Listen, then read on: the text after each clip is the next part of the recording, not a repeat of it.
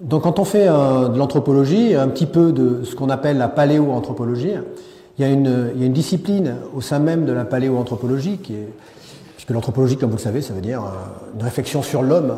Et donc des premières questions, c'est qu'est-ce que l'homme? Et donc dans la paléoanthropologie, on essaye de réfléchir à ce qu'on appelle le processus d'hominisation, c'est-à-dire à partir de quel processus on peut dire que l'homme est enfin homme. Ça serait d'ailleurs intéressant d'analyser en quoi ces caractéristiques de l'humain, justement, de vouloir savoir en quoi nous sommes humains.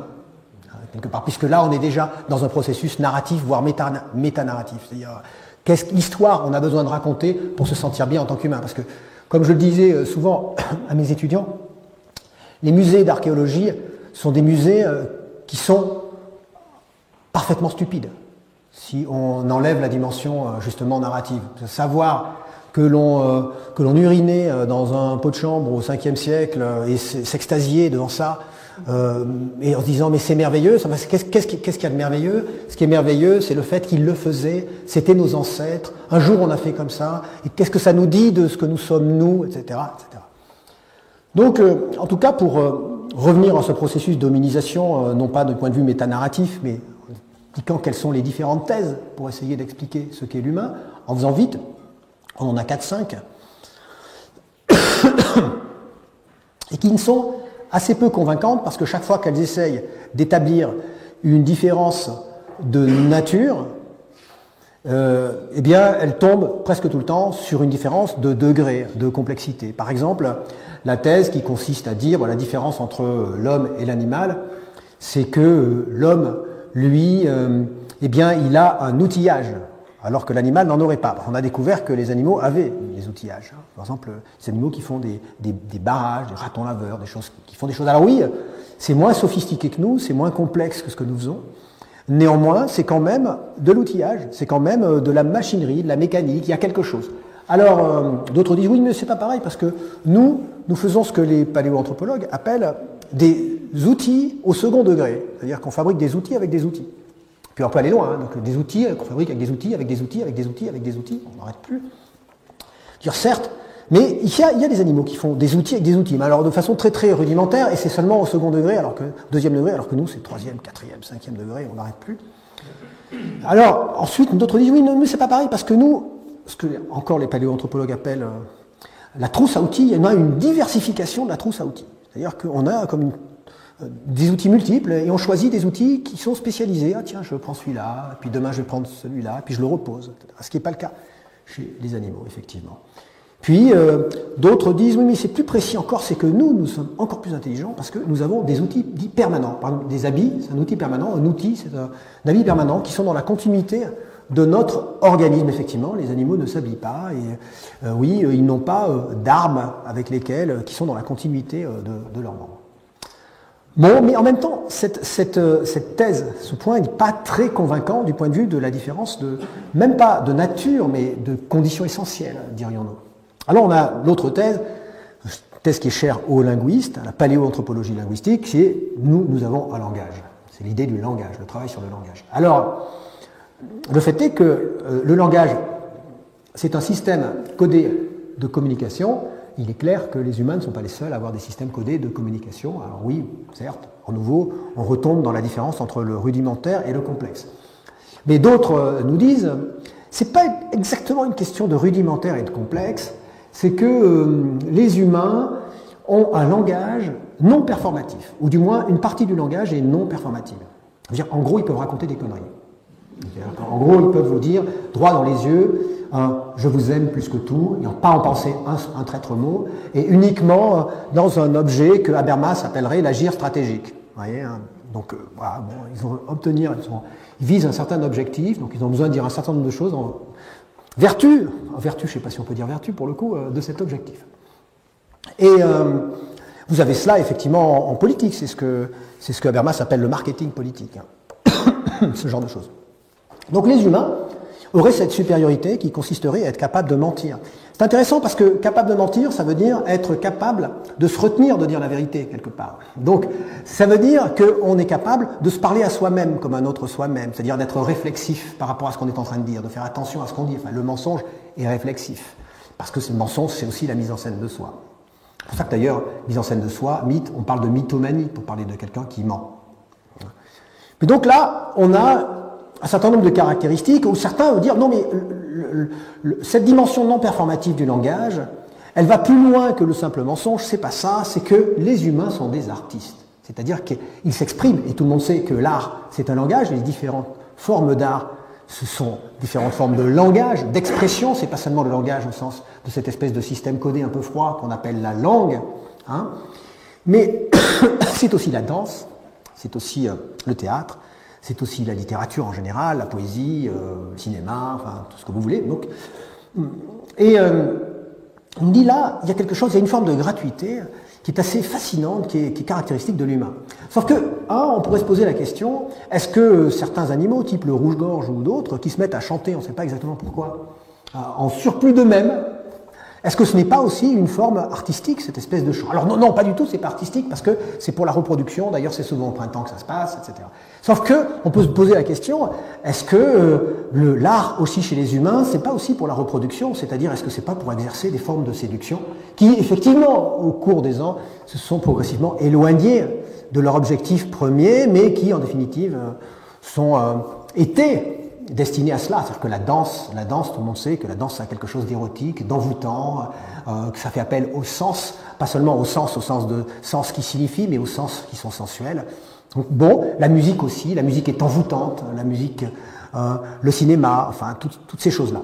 Alors oui, ça peut se détacher progressivement parce qu'on est plus complexe, peut-être aussi plus complexé, mais par ailleurs, nous sommes aussi dans des rapports qui ne sont pas si simples et qui encore ne permettent pas de faire une différence de nature, une différence même de conditions essentielles.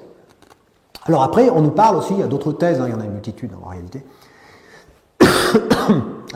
J'abandonne la thèse purement physiologique, même si elle est intéressante, le fait qu'on soit debout, le rapport au larynx qui descend, le fait d'être debout, ça manifeste une autre dimension qui fait que les synapses se construisent de façon plus efficace, le fait que les humains au départ seraient pourvus d'une sorte de défaut qui ferait que les hanches sont trop étroites, donc que la parturition ne se passe pas de la même manière chez les femmes humaines, chez les femelles humaines, chez les autres animaux, et que donc elles mettent bas en quelque sorte plus tôt, et ce qui fait qu'il y a une construction des réseaux synaptiques qui est plus ou moins culturelle. En même temps, les humains étant fragiles quand ils naissent, contrairement à un poulain qui est tout de suite sur ses pattes, eh bien, ils doivent être protégés. Donc, il y a toute une série de mécanismes de protection qui nécessitent une forme de sociabilité qui n'existait pas par ailleurs. Je passe tout ça parce que c'est effectivement aussi un peu compliqué, ce qui suppose aussi que les humains sont omnivores, en gros, sont des charognards.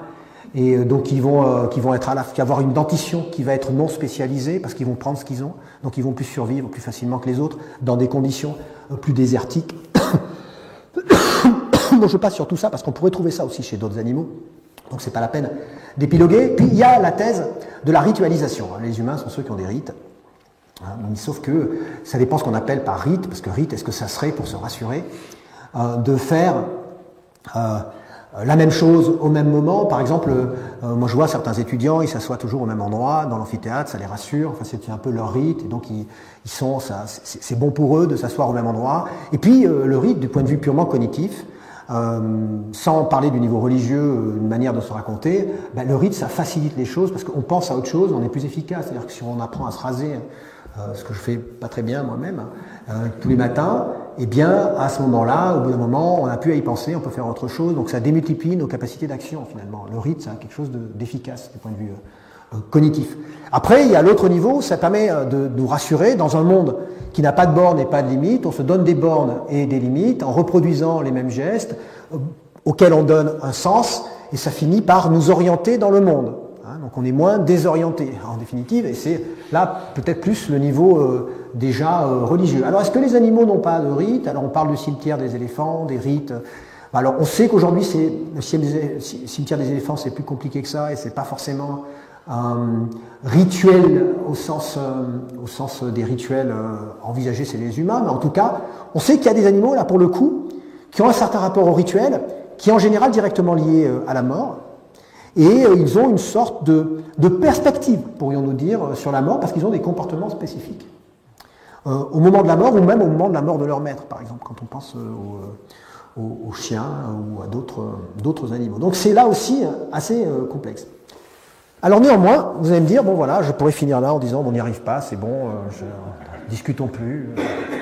Eh bien, je dirais que quand on regarde toutes ces différentes thèses, prises de façon indépendante, elles ne révèlent pas, elles ne donnent pas une définition de l'humain très convaincante pour différencier l'humain des animaux. En revanche, si on essaye de voir ce qui en fait une sorte de point commun, ce qui les rend... si on cherche les points communs entre ces différentes thèses, on se rend compte que là, on peut trouver une spécificité humaine. Je ne dis pas d'essence, je ne dis pas de nature, mais en tout cas une spécificité, je crois, de ce qu'on pourrait appeler la condition humaine. C'est que lorsque vous regardez même l'outillage a priori, c'est pas quelque chose, ça sert pas, c'est l'efficacité qui est supposée présider à l'outillage. Alors que chez les humains, on se rend compte que les outils, et là c'est ce qui les différencierait plus, je veux dire par nature, excusez-moi, de l'outillage animal, plus que la complexité ou toutes ces choses-là, c'est que les humains, lorsque par exemple, je sais pas moi, ils utilisent une assiette, aujourd'hui, c'est comme si dans cette assiette, suivant sa forme, suivant le fait qu'elle aurait appartenu à tel personnage, elle aurait appartenu ne serait-ce qu'à un membre, un ancêtre, eh bien cette assiette fait que la nourriture que nous allons consommer dans cette assiette, quelque part n'aura pas le même goût, parce qu'il y a une histoire qui est racontée à travers cette assiette, c'est-à-dire qu'en gros, même ce qui a l'air d'être le plus efficace, c'est de l'ordre du narratif. Par exemple, on porte des lunettes pour y voir mieux, néanmoins, lorsque vous allez chez l'opticien et que vous choisissez une paire de lunettes, il vous conseille telle paire de lunettes en vous disant celle-là, elle vous va bien, elle est très très bien, et même il va pouvoir rajouter de façon assez caractéristique, ce sont vraiment des lunettes qui vous ressemblent. Alors elles ressemblent à qui, ces lunettes exactement? Ben moi c'est ce que j'appelle l'être narratif, c'est-à-dire qu'elles ressemblent à quoi? Elles ressemblent à finalement ce que vous voulez raconter de vous et que l'opticien perçoit plus ou moins incidemment, que vous voulez raconter quelque chose de vous, dans votre comportement, dans votre manière d'être, dans votre manière de sourire, et donc rajouter ces lunettes, c'est merveilleux, à la limite vous feriez presque semblant de ne pas y voir pour avoir ces lunettes. Moi, c'est ce dont je rêvais lorsque j'étais plus petit. Puis après, je préférais pas porter de lunettes, peut-être pour raconter autre chose. Et donc vous voyez bien que même lorsqu'on porte des habits, on ne porte pas des habits seulement pour ne pas avoir froid, même lorsqu'il neige, on porte des habits parce qu'on dit quelque chose avec ces habits. On exprime quelque chose de particulier. Et donc pourtant, c'est un outil. Et on se rend bien compte d'ailleurs que ce qui fait le propre du marketing aujourd'hui, c'est l'histoire qui préside à l'efficacité même de l'objet. Donc les humains racontent quelque chose avec l'objet. Et d'ailleurs, on pourrait dire que, dans ce sens-là, les animaux ont de la technique, des techniques. Par contre, ils n'ont pas de technologie, si on prend la technologie au sens de ce que raconte la technique. La technologie, le logos de la technique, c'est comment est-ce qu'à un moment donné, nous regardons notre technique en disant c'est merveilleux, nous avons une technique, c'est extraordinaire, mais qu'est-ce qu'on est beau, qu'est-ce qu'on est fort. Et oui, cette fascination pour la technologie, d'ailleurs, dès qu'on prononce le mot technologie, on le prononce avec un petit accent un peu plus sérieux. Technologie, c'est de la technologie. C'est le fameux « il » ou le fameux « on » impersonnel. Des gens qui sont fascinés par la technique, ne serait-ce que par la technique qui s'appliquerait à leur corps, par la médecine par exemple. Il paraît qu'on est capable de faire ça aujourd'hui. Ils ont réussi. On ne sait pas très bien qui sont ces gens, quel est ce « on », mais en fait c'est une histoire qui est en train de se raconter et qui nous touche profondément. Donc la technologie, et moi d'ailleurs je prétends, je n'ai pas le temps de développer ici, je développe au Collège international de philosophie dans mes cours sur la science et la technique. Je pense que ce qui a fait l'efficacité particulière de la technique humaine, c'est le fait même qu'elle se soit racontée. C'est-à-dire qu'en se racontant, elle a créé des problèmes qui n'existaient pas et donc elle a anticipé sur des problèmes. C'est-à-dire que même la notion de problème au sens mathématique du terme, c'est pas quelque chose qui se pose, c'est quelque chose que l'on pose en tant qu'humain. C'est-à-dire, on va dire à partir de combien de litres d'eau la baignoire déborde, si elle fait tant de centilitres, etc., etc. C'est quelque chose qui ne se pose pas, là, hic et nunc, sur le moment, là, tac. Mais on pose le problème. Les humains sont forts pour poser des problèmes, même au sens mathématique. Et ça, c'est de la narration, c'est-à-dire qu'ils anticipent, ils posent des problèmes. Et en posant des problèmes qui ne se posent pas, si vous voulez, hein, en posant des problèmes qui ne se posent pas, ils vont finir par produire un effet d'accélération sur la technique elle-même. Ensuite, la technique va finir par poser des problèmes, effectivement, qui ne se posaient pas, par exemple la pollution. Et du coup, il va falloir inventer des nouvelles manières de les résoudre. Moi, je ne suis pas contre l'arrêt de la technique, ça me fascine, je trouve ça extraordinaire. Je suis au contraire ce que j'appelle, en matière d'écologie, la philosophie de la station d'épuration. C'est-à-dire que de toute façon, on est allé tellement loin du point de vue des effets de la technique sur l'environnement, que si on arrêtait, ça serait probablement encore pire. Donc, il faut réorienter la puissance technique vers le nettoyage et même l'amélioration de ce qu'on a nous-mêmes produit en négatif. Et c'est la seule manière de s'en sortir, ce que j'appelle la philosophie, je vous dis, de la station d'épuration. Donc, on regarde ça, on voit que du point de vue de la technique, la technique sert à raconter, c'est d'ailleurs ce qui fait sa puissance. Parce qu'elle raconte justement la puissance. Donc elle la rêve et elle finit par la rendre réelle, par en faire l'instrument même de la puissance. Et ensuite, on a le langage. Le langage, oui, si on approfondit, on se rend compte que ce qui fait la caractéristique du langage, justement, quand on disait que l'homme était capable, dans cette espèce de partie non performative, de raconter quelque chose, de raconter des bobards, de raconter n'importe quoi. Enfin, ce qui est intéressant, c'est qu'il est surtout capable de raconter, que ce soit n'importe quoi ou autre chose. C'est-à-dire qu'en gros, le langage sert à raconter. Le langage, effectivement, chez l'humain, il est narratif. C'est-à-dire, il peut dire des choses qui sont des vérités ou des choses qui sont fausses, mais en fait, ce qu'il faut regarder à la base, c'est qu'il narre, c'est-à-dire qu'il est dans la continuité d'une action. Et on pourrait même dire, dans un sens, qu'on n'en sort pas, que ce que j'évoquais tout à l'heure en parlant du musée, de la stupidité du musée, le musée, c'est quoi ? C'est la société humaine qui, dans son ensemble, se raconte. Finalement, il n'y a pas une si grande différence que ça entre notre société qui se raconte, qui raconte ce que nous sommes à travers un musée, et le pilier de bar qui est comme ça, le coude sur le strade et qui explique à son voisin, et alors je m'ai mis ça, et j'ai fait ça, et vraiment tu as fait ça, tu lui as mis ça. On passe plus de temps à raconter ce qu'on est supposé faire, ce qu'on aurait fait, ce qu'on va faire, ce qu'on est supposé, ce qu'on va, qu'à le faire vraiment. Est-ce que c'est mal? Est-ce que c'est bien? Enfin, nous, à Marseille, on sait ça. Hein. C'est qu'à Marseille, on est spécialiste de la narration. Parfois, ça serait bien qu'on fasse un peu plus. Hein. Je suis d'accord. Hein. Il faut pas quand même charrier, il y a des limites. Mais le fait de raconter sans cesse. Alors, on voit ça à ce niveau-là. Et puis, si on parle de la ritualisation, on voit bien que la ritualisation, au-delà des aspects purement cognitifs, en prenant la thèse de la ritualisation, en fait, les humains se racontent par la ritualisation, c'est-à-dire qu'ils se mettent en scène. Et ils se mettent en scène, pourquoi ? Parce que quand je dis que c'est narratif, je veux dire que ça relève de la mise en scène, c'est-à-dire qu'on ne peut pas se raconter une histoire tout seul à soi-même. C'est extrêmement boring. Vous voyez, il n'y a aucun intérêt. Du coup, on a besoin de mettre en scène cette histoire, c'est-à-dire que lorsque je vous regarde, si vous ne réagissez pas en faisant un petit comme ça, ou même en vous moquant de moi, en disant machin, etc., c'est comme si j'existais pas et que je parlais tout seul, c'est absolument chiant. Ça n'a aucun intérêt. Donc ce qui me construit, et ce qui construit même ma capacité à dire quelque chose, c'est que quelque part, vous allez... Et donc ça se construit, ce qui se passe c'est au milieu, c'est pas là, c'est ce qui est entre deux, en réalité. Donc il y a cette espèce de narration permanente, donc de mise en scène de soi, où, pour parler comme Ricoeur, on se parle à soi-même comme un autre nous-mêmes. C'est le fameux tu, tu devrais faire ceci, tu devrais faire cela, aujourd'hui tu vas en Suisse, il faut que tu sois un peu plus rigoureux que d'habitude, fais attention, il faut que tu fasses un plan, parce que sinon ils ne vont pas apprécier. C'est peut-être pas vrai, mais en tout cas, je me suis parlé à moi-même comme ça, tu devrais faire ceci, tu devrais faire cela. Oui. Et ce tu, c'est quoi? Ce tu n'existe pas. Ce tu, c'est le fait que notre organisme ne nous suffit pas, en gros. Notre substance, ce qui se tient au-dessous, ne nous suffit pas, donc on se parle à nous-mêmes. Et pour se parler à nous-mêmes, ça ne suffit pas, il faut qu'on se mette en scène, il faut qu'on s'habille, enfin on est reparti. Et la ritualisation, elle sert aussi à ça. La ritualisation, elle sert à ça. Notre rapport à la mort, je n'ai pas le temps de l'identifier, parce que là, ça serait 2 heures minimum. Mais notre rapport à mort, il est lié à ce que Freud appelle le narcissisme infantile, et à toute une série de choses qui nécessitent qu'on se raconte la distance qu'il y a entre nous et nos désirs. En la racontant, on anticipe. Et par des processus d'anticipation, on finit par tomber sur une limite dans l'anticipation, c'est ce qu'on appelle la mort. Et à ce moment-là, on a besoin de continuer à raconter quelque chose, d'où le rapport au religieux, qui est en fait une manière de continuer à raconter, au-delà des anticipations possibles et plausibles. Donc on voit bien que l'homme est narratif, a une structure narrative. Pour le dire autrement, j'ai l'habitude de distinguer, parce que ce qui compte, au cœur de tout ça, c'est le désir, la libido. Il n'y a que ça dans la vie, la libido. Ben oui.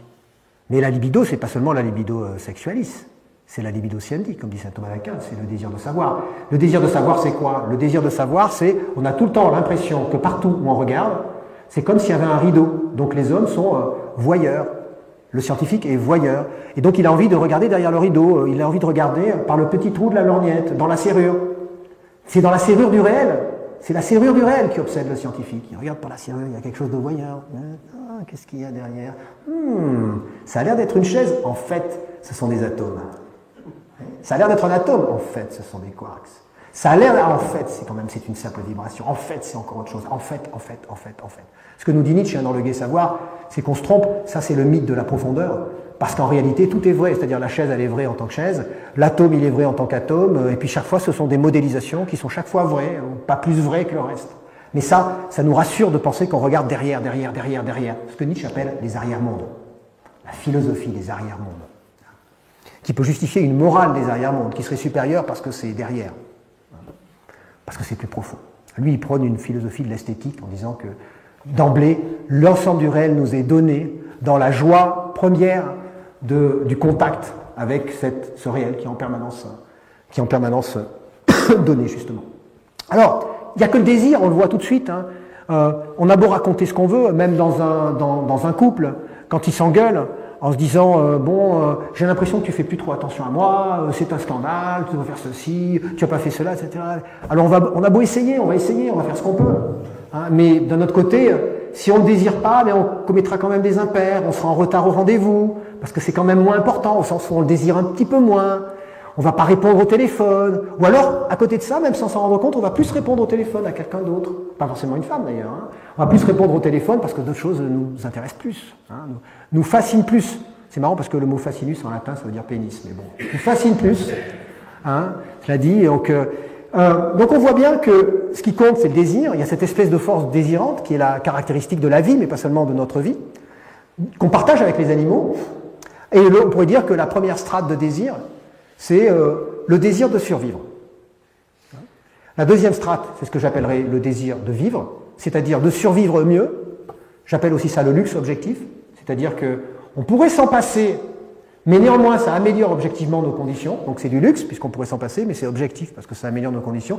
Et puis enfin, il y a le désir d'être. C'est là où on est dans la structure narrative, c'est-à-dire que non seulement on pourrait s'en passer, mais ça n'améliore pas nos conditions objectives, et parfois ça peut être même mauvais pour nos conditions objectives, mais on ne peut pas s'en passer du point de vue psychique. C'est ce que j'appelle le luxe subjectif, le désir d'être. Et c'est la structure narrative. Si on prend un exemple pour rendre ça plus probant, dans le rapport à la nourriture, on est à distance. Je vous disais, le rapport au désir, c'est le rapport à la distance qui est entre nous et le monde. Ce que Freud appelle le narcissisme infantile en particulier, c'est lorsque l'enfant ne réalise pas la distance qu'il y a entre lui et ses désirs. Donc il se voit partout. Il a l'impression qu'il est partout, qu'il n'y a pas de distance, qu'il n'y a pas de différence. Donc il pleure tout le temps. Il regarde sa mère et il demande à sa mère de rompre la distance à sa place. Progressivement, c'est ce qu'on appelle l'éducation, il réalise la distance et donc il est poli. Il fait attention, il regarde ceux qui sont en face de lui, il dit on veut tous la même chose, donc il faut faire attention, on va décaler son désir. L'argent, ça sert à ça permet de décaler son désir. Je ne peux pas l'avoir aujourd'hui, mais bon, je l'aurai demain. Cette maison est superbe, elle appartient à quelqu'un d'autre, mais là, il y a une distance institutionnelle qui est plus seulement spatiale. C'est pas grave parce que j'ai un salaire, donc je peux spéculer. Spéculum, je regarde dans un miroir le lointain.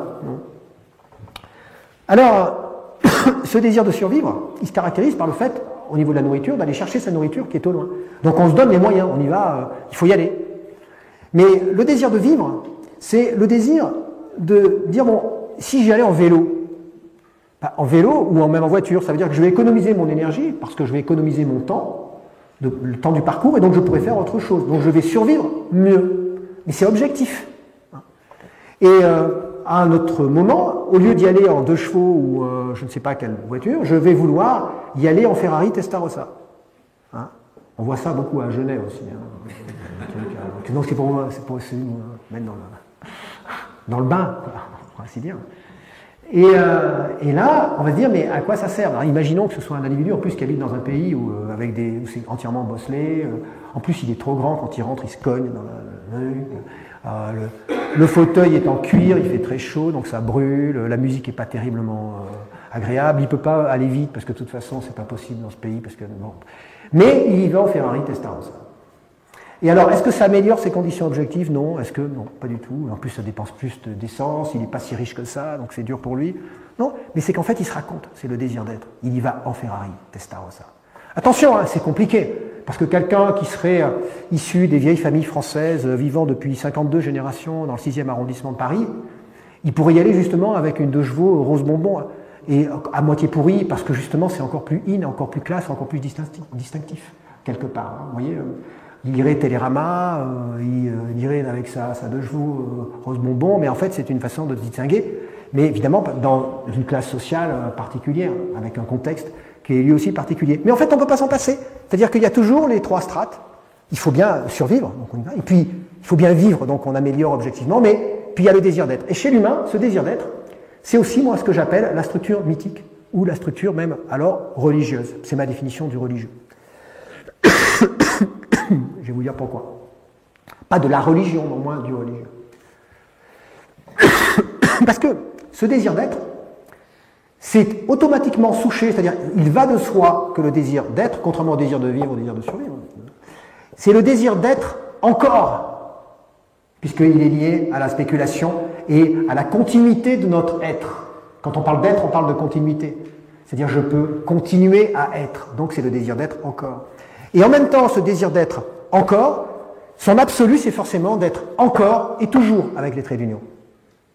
Et là, on arrive progressivement à la mythologie, la mythographie religieuse. C'est pour ça qu'on a besoin d'un commencement, mais pas seulement d'un commencement, parce que toute histoire a un commencement, mais on a besoin d'un commencement du commencement, d'un méta-commencement. C'est ce qu'on appelle une cosmogonie. Et finalement, c'est pour ça que je le disais dès le début, le processus d'hominisation des paléo-anthropologues, qui se croient sécularisés, rationalistes et presque positivistes, ils ne font que reproduire cette espèce de désir de raconter les commencements et le commencement des commencements. À partir de quand? Est-ce que Lucie, c'était une humaine? Pas vraiment une humaine, si vous voyez l'australopithèque Lucie, comme ça, complètement rabougrie, ça n'a... Mais non, mais c'est presque l'humain, c'est un presque humain, c'est un hominidé. Vous voyez? Et on a besoin aussi d'une fin de la fin et d'un au-delà de la fin, mais ça c'est ce qu'on appelle une eschatologie. Un eschaton, une science, un discours sur les fins dernières qui ne sont pas tout à fait dernières parce qu'elles donnent chaque fois, elles ouvrent tout le temps sur autre chose. D'ailleurs c'est le mot eschatologie aussi, ou même apocalypse, qui signifie, vous savez, cette espèce de terme, enfin prosaïquement, apocalypse, ça signifie ce que signifient les films américains, c'est une sorte de destruction totale, mais apocalypse, ça veut aussi dire en grec révélation, c'est-à-dire ouverture vers quelque chose. Et ça, c'est donc ce que j'appelle le sol mythique, indispensable à l'existence humaine. Pourquoi est-ce que j'appelle ça un sol mythique? Et que je distingue un... Pardon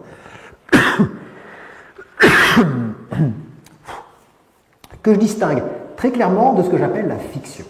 Ne pas confondre le mythe et la fiction. Je crois que d'ailleurs un des problèmes que nous avons aujourd'hui, par exemple lorsqu'on fait de l'éthique, et je sais que les Suisses, comme les Allemands d'ailleurs, adorent l'éthique. L'éthique, ils adorent ça. Il y a même aujourd'hui des déontologues dans les entreprises, des grandes multinationales, des gens qui sont là, spécialistes en éthique. On ne sait jamais ce qui va se passer. On lui demande, et toi, déontologue, à ton avis, on le fait, on ne le fait pas, parce que ça pourrait rapporter beaucoup d'argent, mais est-ce que c'est éthique? Donc on a des déontologues. Je ne sais pas ce que je voulais dire juste avant, je suis parti sur... Ah oui, mythe et fiction, c'est ça.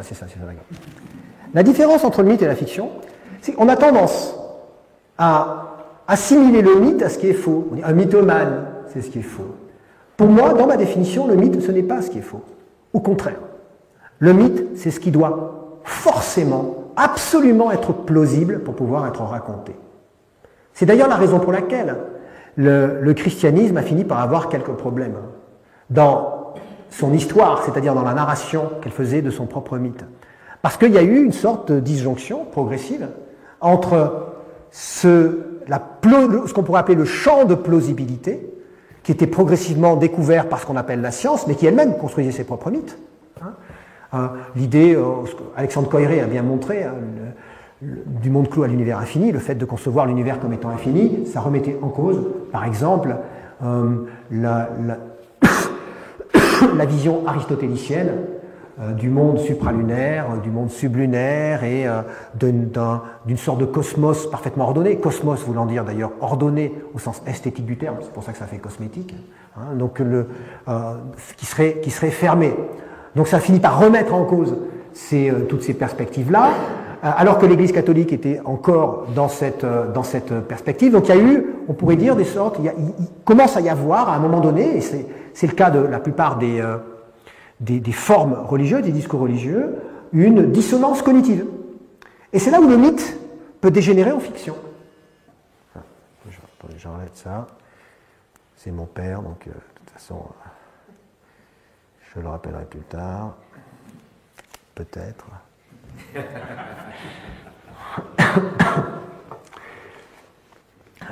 Donc le mythe, vous voyez, c'est pour ça que je ne suis pas d'accord avec les thèses sur la sécularisation, qui nous disent qu'il y aurait comme une sorte de rouleau compresseur de la science rationnelle, qui aurait progressivement éliminé les mythes et donc le religieux, et qui serait une sorte de victoire de la science. Je n'y crois absolument pas, parce que nous n'avons pas accès direct au réel. Comme dit Kant, nous ne percevons la réalité que par synthèse. Ça veut dire qu'il y a un mur en face de nous, et puis il y a notre perception. Ce que nous percevons, c'est ni le mur, ni notre pure subjectivité, parce que si le mur n'était pas là, on percevrait autre chose. Donc c'est ni le mur, ni notre pure subjectivité, c'est quelque chose d'autre, c'est ça la synthèse. C'est ni A, ni B, c'est C.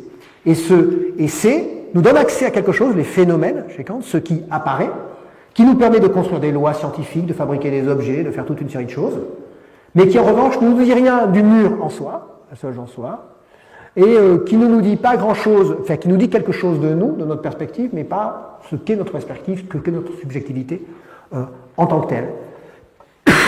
Donc ça veut dire que la science elle-même, elle est livrée, merci beaucoup, merci vraiment infiniment, elle est livrée à raconter des histoires.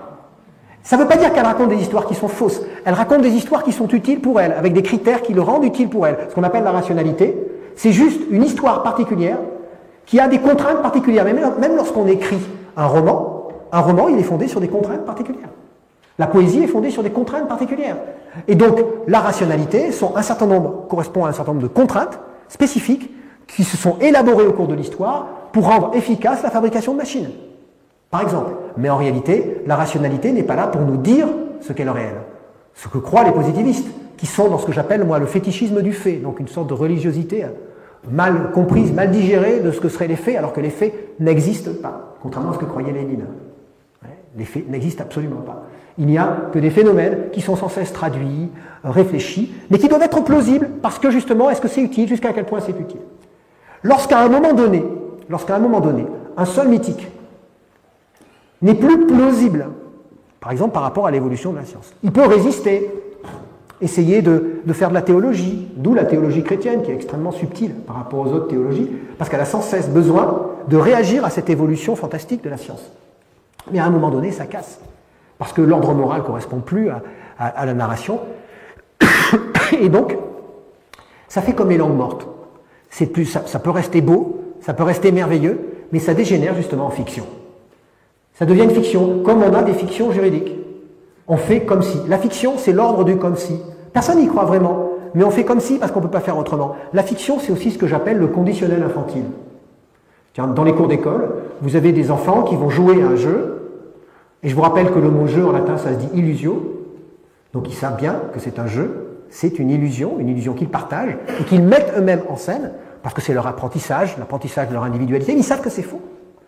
Ils savent que c'est faux lorsqu'ils disent, sous le mode du conditionnel infantile, on dirait que je suis agent secret et on dirait que toi tu es espion. Vous voyez ?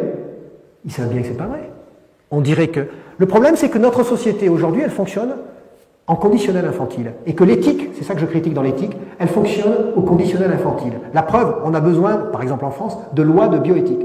Moi, dans des colloques, je leur ai dit, ça me fait franchement rire, vos lois de bioéthique. Parce que soit c'est de l'éthique, soit c'est de la loi. Si vous avez besoin de faire une loi de bioéthique, c'est vraiment que c'est devenu une fiction pour vous. C'est vraiment que vous y croyez, pas du tout. C'est vraiment que vous êtes dans une société, ce que j'appelle schizo-humaniste. Vous croyez soi-disant en l'homme, mais comme l'homme supposerait que vous croyez dans une différence de nature, de l'être de l'homme, mais qu'en même temps vous dites que vous êtes matérialiste, donc vous ne croyez pas en une transcendance, donc c'est incompatible, donc vous faites comme si, et en faisant comme si, vous devenez des violeurs de l'ombre.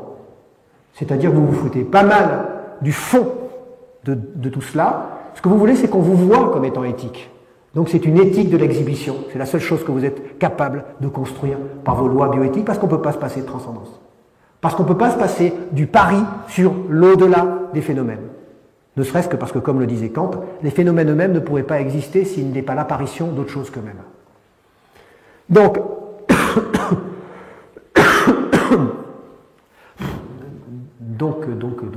voilà, distinction entre fiction et mythe. Le mythe, c'est donc ce sol. Et c'est en cela qu'on peut distinguer aussi la différence dans notre rapport au mythe entre l'adhérence et l'adhésion. L'adhérence, c'est l'adhérence à un sol, justement, pour ça que je parle de sol mythique. On adhère à une histoire, mais cette histoire, elle est tellement incorporée, pour s'exprimer comme Bourdieu, c'est tellement incorporé qu'on n'est pas capable de la réfléchir parce qu'elle est nous, elle est partie de nous. Hein, elle est dans notre tic, elle est dans notre matière d'être, elle est dans la manière que l'on a de faire notre malin, c'est-à-dire de nous mettre en scène, de faire les rigolos, ou de faire les gens sérieux. Et donc ça nous fait vivre. On marche dessus sans la voir. Quand on marche sur le sol va de soi. Tout le problème réside dans l'effritement de ce sol. Parce qu'une fois que le sol commence à s'effriter, de ce coup on regarde. Et on réalise qu'il y a un sol. C'est tout le problème de la modernité. Le problème de la modernité, c'est qu'à un moment donné, on a réalisé que nos mythes étaient un sol. C'est-à-dire qu'on s'est mis à les regarder. C'est ce que dit Heidegger dans un petit texte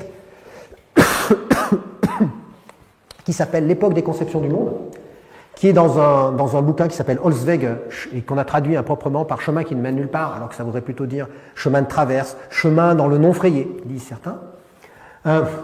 Il dit dans l'époque des conceptions du monde que la caractéristique de la modernité, c'est pas d'être une nouvelle conception du monde, c'est de réaliser que nous vivions sur des conceptions du monde. Et d'un seul coup, c'est de les mesurer, de regarder les autres, ah tiens, c'est marrant, on a une conception du monde, mais alors les autres aussi. Et donc, etc. Et donc du coup, de tomber dans une sorte de structure qui, au départ, nous donne le sentiment qu'on est supérieur aux autres, parce qu'on est les premiers à avoir découvert qu'on avait une conception du monde, donc on peut les mesurer, les autres conceptions du monde, en disant ils sont moins intelligents, eux, puisque nous, on a réussi à savoir qu'on en avait une, et donc on a réussi à voir qu'eux aussi en avaient une. Donc on les mesure. Ce que j'appelle la logique de la mesure, qui a justifié la colonisation. En disant on est sympa avec eux, c'est juste que dans notre mesure, ils sont un peu moins, donc on va les aider pour accélérer, pour qu'ils aillent plus vite. Puis petit à petit, ça va quand même nous déprimer. Parce qu'on va se dire, s'il y a une multitude de conceptions du monde, bon, d'accord, on émet l'hypothèse que c'est nous qui avons raison, mais c'est pas sûr. C'est pas sûr à 100%. Et alors là, on commence à avoir du doute. Moi, je pense que s'il y a un rapport au développement de l'incroyance, c'est beaucoup plus en raison on pourrait dire, du télescopage, de la multiplicité des conceptions du monde, des régimes de vérité, pour reprendre encore Ricoeur, et de l'incapacité à trouver quelque chose de cohérent entre eux, que l'évolution de la science. Parce que l'évolution de la science, elle ne nous dit rien de la réalité en soi. On peut très bien recomposer une théologie tout à fait cohérente à partir de la science. Alors que là, c'est plus difficile. D'ailleurs, vous regarderez qu'un prosélyte, pourquoi est-ce qu'il y a du prosélytisme dans les religions? Il y a du prosélytisme, pas pour qu'il y ait plus de monde, mais c'est parce que plus il y a du monde, plus on se convainc soi-même. Et donc, si on n'arrive pas à convaincre les autres, on se dit, quelque part, c'est quand même embêtant.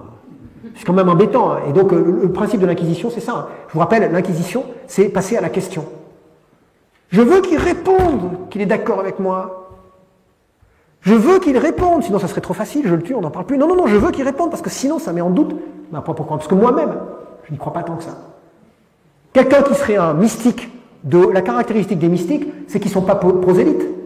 Parce que les mystiques, en tant que tels, ils n'ont besoin de convaincre personne, parce qu'ils n'ont pas besoin de se convaincre eux-mêmes. À partir du moment où on a besoin de se convaincre soi-même, on devient un prosélyte furieux. Parce qu'on a un peu du mal à réaliser. C'est parce que notre sol s'est effrité, parce qu'on regarde notre sol. Comme on veut moins le regarder, on préfère regarder l'autre en disant tu adhères au même sol. Hein. Attention, fais gaffe. Alors, je crois que ce faisant, en même temps que nous discutions cette évolution de cette disjonction entre un sol mythique historique Hein. Et le développement de fiction qui nous permettait de résister, mais qui relève seulement de l'adhésion, mais pas de l'adhérence. Parce que l'adhésion, c'est comme l'adhésion à un parti politique. Hein. C'est je suis sur un sol et je regarde dans quelle direction je veux aller. Ça, c'est le parti politique. Mais ce qui va de soi, c'est le sol. Si le sol s'effrite, je ne peux pas y aller, de toute façon, quelle que soit la direction. Hein. Donc ça veut dire que le niveau de l'adhésion, même pour un parti politique d'ailleurs, moi je prétends que les gens qui se disent à gauche, par exemple, ils se disent à gauche par adhésion, c'est-à-dire avec une idéologie, alors qu'en réalité, ce qui est premier, c'est la posture, c'est-à-dire le sol, l'adhérence. Ils construisent le mythe de l'individu qui est de gauche parce qu'il est sympathique, il est ouvert, il est pour la redistribution sociale, l'égalité, etc. Et au fond, ce qui compte pour lui, c'est de se raconter comme ça. Après, le programme spécifique, à la limite, c'est moins important. Mais il a besoin de ça pour le justifier, effectivement, justement pour nourrir à nouveau le mythe. Vous voyez, dans cette... Mais si vous mettez la fiction, c'est ce qui arrive aujourd'hui, avant le mythe, ah ben vous vous trouvez face à de graves problèmes. Et dans notre société, le problème, c'est qu'on met aujourd'hui de plus en plus des fictions, comme des fictions juridiques, la fiction de l'éthique, avant le mythe. On n'y croit pas vraiment, mais il faut y croire, quoi, parce que si on n'y croit pas un petit peu, si on ne fait pas comme si, c'est l'horreur. On serait dans une société injuste, on ne pourrait pas vivre ensemble. Donc on va nous parler de choses un peu plates, qui n'intéressent pas grand monde au fond, hein, même si on le répète à longueur de temps, du genre le vivre ensemble. Oui, c'est sûr, mais bon, parler du vivre ensemble aujourd'hui, c'est étonnant que ça n'aille pas de soi. Donc parler du vivre ensemble, je trouve ça assez effrayant. Hein. Le vivre ensemble, faisons un colloque sur le vivre ensemble. Nous sommes tous ici réunis, donc on vit ensemble déjà, c'est bien. Vous voyez, c'est quand même étonnant qu'on en arrive à faire des colloques sur le vivre ensemble. Sur l'éthique, hein. Sur tout ce que vous voulez. En même temps, c'est nécessaire, hein, puisque au stade où on en est, il faut bien faire quelque chose. Mais c'est quand même caractéristique d'une pathologie profonde. Hein. Alors que ce faisant, on se moque du New Age, par exemple. Ce faisant, on a eu d'autres sols mythiques qui se sont progressivement constitués et qui, eux, évoluaient dans un champ de plausibilité, parfois de façon complètement fantasmagorique, hein, mais qui évoluaient dans un champ de plausibilité. Pourquoi vous croyez que la plupart des sectes dites New Age ont fait état de la mécanique quantique? Pourquoi? Mais c'est parce que c'est ce qui nous fait tous rêver aujourd'hui. C'est simple. C'est qu'on s'en moque ou qu'on s'en moque pas. Et même les scientifiques qui s'en moquent, moi je me moque d'eux parce que je fais de l'histoire des sciences, et je peux vous dire que quand vous lisez Schrödinger, qui est un grand scientifique, lui-même a déliré sur son propre champ de recherche. Ils ont tous déliré sur leur propre champ de recherche. Donc la différence entre le vulgum pucus, la vulgarisation, soi-disant, avec des gens qui rêvent, bah, les scientifiques eux aussi ils rêvent. Les scientifiques ne sont pas des gens qui sont faits d'un autre bois que nous. Donc ça veut dire que, globalement, on a un champ de plausibilité qui a évolué, et on a en même temps un nouveau sol mythique qui s'est constitué, mais qui pour l'instant a l'état sauvage, qui renvoie à notre situation d'existant dans un monde global, au rapport de l'univers à l'univers infini, et donc nous racontons cette histoire-là. Par exemple, comme nous avons, et donc c'est plausible, comme nous avons un nouveau rapport à la nature du fait même de notre puissance, la nature qui jadis, comme elle était considérée comme étant infinie, au sens négatif du terme grec, la peiron, avec le privatif a, quelque chose d'absolument négatif et horrible, parce que c'est de là d'où vient l'épidémie, le hasard, ce qui nous tue, ce qui peut nous tomber dessus sans prévenir. Et donc l'idéal, c'est l'idéal de la cité. Par exemple, la cité, on le voit chez Saint-Augustin, par exemple, la cité de Dieu, ou la cité grecque, c'est l'idéal du cosmos. Là, à l'extérieur, c'est la nature c'est l'animal, donc le diable, c'est l'animal, qui est des forces qu'on ne peut pas maîtriser. Aujourd'hui, c'est le contraire. Vous avez remarqué, l'animal, il est sympathique. C'est au contraire l'être urbain, trop bien rasé. Donc du coup, on rase un peu moins pour faire le type sympathique. Jadis, on n'était pas sympathique. Donc, on introduit même des espaces verts dans la ville. C'est-à-dire, on introduit de l'infini dans la ville. Parce que l'infini, c'est beau. C'est-à-dire, le privatif infini est devenu positif. Et ça, c'est le mouvement romantique. Enfin, c'est Chateaubriand. L'infini. Ben, l'infini, pour un grec, on lui dit l'infini, qu'est-ce qu'il nous dit? L'infini, c'est horrible.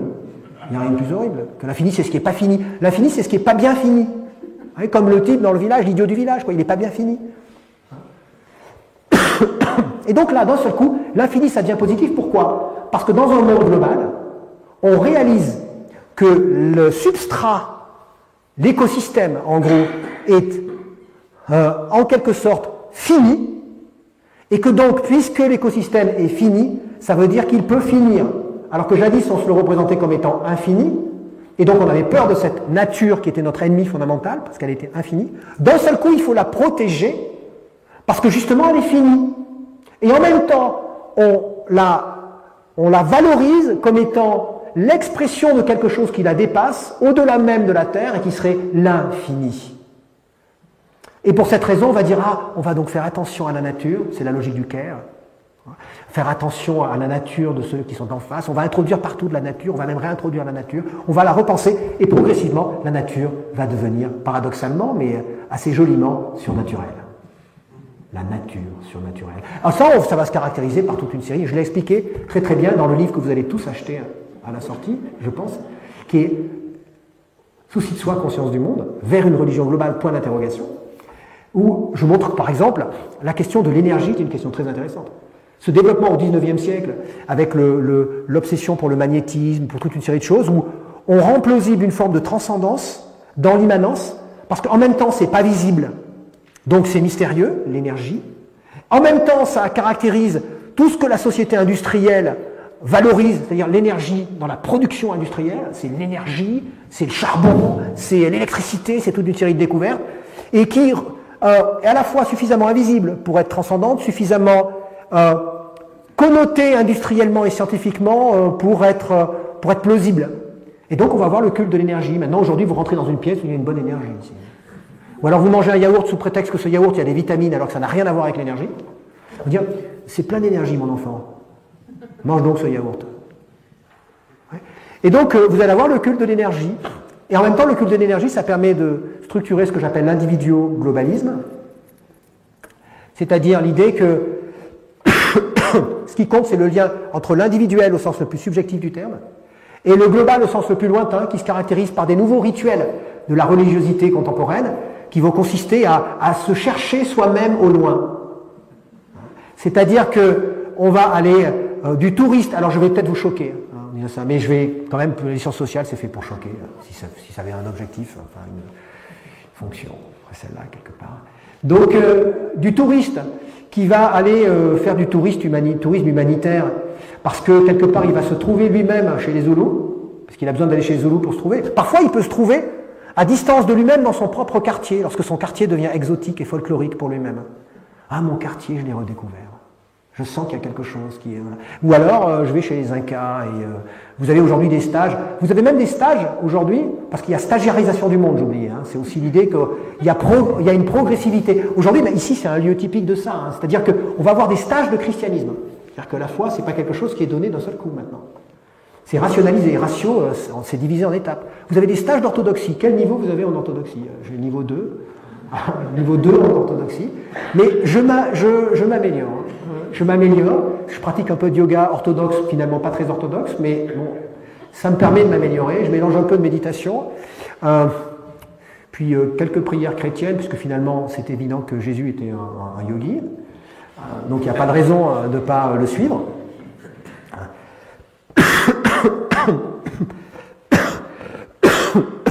Donc je vais au loin pour pouvoir me trouver moi-même. Je vous signale que ça c'est valable à 3 plans, ce que j'appelle le spiritualisme des sociétés industrielles avancées, qui est la nouvelle religiosité, le nouveau sol mythique, qui prétend ne pas être religieux mais qui est religieux. Il est religieux dans le sens où il prétend ne pas être religieux, c'est fait partie de son dogme d'ailleurs, de prétendre ne pas être religieux, parce qu'ils attachent la définition du religieux à quelque chose qui serait moral, une morale extérieure, etc., etc., etc. Mais en fait, c'est fait partie du dogme, justement, de dire qu'on est spirituel. Donc on va s'attacher à dire que le bouddhisme, c'est pas une religion, c'est une spiritualité. Mon œil. N'importe quoi. On pourrait discuter, j'ai fait mes premiers travaux sur le bouddhisme, on pourrait discuter dans le détail de ce qui constitue le bouddhisme, de son fonctionnement, de son occidentalisation et tout ça. Et vous allez avoir d'autres formes qui vont être ce que j'appelle le charismatisme, qui se traduit par les mouvements dits évangéliques chez les protestants, mais qui se traduit par le mouvement charismatique chez les catholiques, mais qui se traduit aussi dans le bouddhisme par la Soka Gakkai et d'autres qui traversent l'ensemble du champ religieux, c'est-à-dire où on est dans une sorte d'effervescence immédiate de la foi. En général, ça touche des populations pauvres, il faudrait expliquer pourquoi, j'ai pas le temps. En général, c'est pas tout le temps ça et c'est plus compliqué. Et puis on a aussi le fondamentalisme, ça c'est ceux qui ont un problème de capital symbolique, pour parler comme Bourdieu, de reconnaissance de soi, pas forcément de capital économique comme dans le charismatisme. Et c'est pour ça d'ailleurs que ça touche plus le monde arabe que le reste. Parce que le monde arabe a un problème de capital symbolique, puisque c'est les premiers à avoir subi le rouleau compresseur de la colonisation européenne. Donc bon, on est dans des rapports complexes, de frustration, où il y a ces trois types de religieux qui subsistent, ces trois types de récits, quelles que soient les religions au sens purement confessionnel auquel on adhère, et qui déterminent des modes de comportement. Parce que je vous signale par exemple que même un fondamentaliste islamique, même un individu qui est dans la logique djihadiste, bah, il va en Syrie parce qu'il a le sentiment qu'il va se découvrir lui-même aussi. Alors c'est sûr, il n'est pas dans la logique du touriste de base qui va aller construire, qui va aider les Zoulous à faire je ne sais quoi, mais lui aussi il se voit comme ça, mais dans la version extrémiste du djihadiste. Et ça, on ne peut pas en sortir. C'est-à-dire qu'on est en train de raconter une nouvelle narration, qu'on la maîtrise de moins en moins, parce qu'on est encore en train de fonctionner sur des fictions. Et moi, je vous dirais que dans un sens, plus vite on sera passé à la reconnaissance de ce nouveau sol mythique, plus vite on arrivera à comprendre ce qui se passe, à le vivre pleinement, dans ses aspects positifs, et peut-être de réguler mieux ses aspects négatifs. Mais pour ça, il faudrait sortir de la fiction, une des fictions étant la fiction de l'État-nation, par exemple. Et là, on la vit en France, je crois qu'on la vit singulièrement en Suisse, avec votre magnifique parti, le Parti de la démocratie du centre, qui porte de moins en moins bien son nom, et complètement obsédé par une sorte de souverainisme fantasmé, d'autant plus ridicule, plus il est ridicule d'ailleurs, plus il est partagé par la majorité de la population, ben c'est normal, puisque nous fonctionnons justement sur des fictions qui nous rassurent, nous sommes positivement angoissés, et que moi, dans ce cadre-là, comme je suis l'ennemi de la fiction, je suis forcément l'ennemi du vrai peuple. Je vous remercie.